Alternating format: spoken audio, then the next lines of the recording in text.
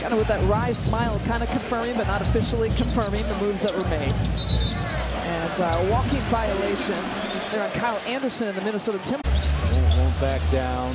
Now, you know, it's not like you're going to get Drew Holiday in terms of size and physicality. Drew's the 6'3", 6'4", about 225. Pat, you know, further their efforts to be successful. Steve Novak joked on our production call this morning that he is now not being traded again here today. Close. 80% or 90% of them for sure. Naz Reid taking it left side. But again, teams back one of the most outstanding shooters in the history of the NBA. Edwards for three. Checking the mail, Steve. Nice job just working Minot to the middle of the paint, and as you mentioned, creating some separation with his size and strength.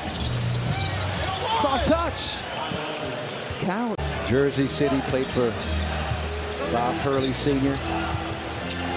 St. Anthony's, 2 years undefeated. 4 or 5 years ago, well, I wish all I had to do was dunk and be 6'11". Well, it's a lot more to it than that I think everybody realizes now how smart and how intellectual of a basketball player. 4 or 5 years ago, well, I wish all I had to do was dunk and be 6'11". Well, it's a lot more to it than that I think everybody realizes now how smart and how intellectual of a basketball player. It's a great shot with immediately Giannis coming out. The two superstars are automatically engaging there on the bench.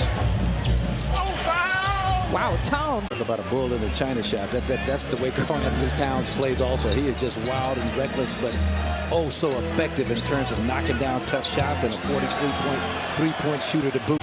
See a little bit of zone, right? Yes, indeed. That's what we're seeing from the Bucks. Yep, a little bit of a 2-3 zone. Anderson, soft touch. He's taking on the defensive responsibilities against Edwards. He finds Alexander Walker in the corner. And the tap. Had to whistle it the second time. Anderson looking for someone. Naz Reid all the way.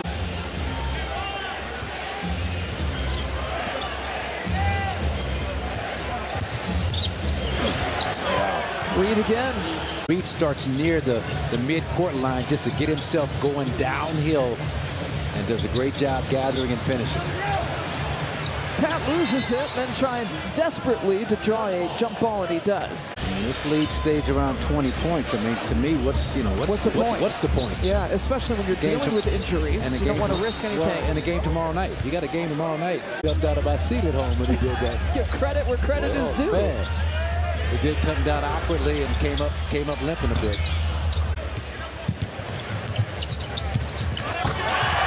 Speaking of dunks, Gobert's got another.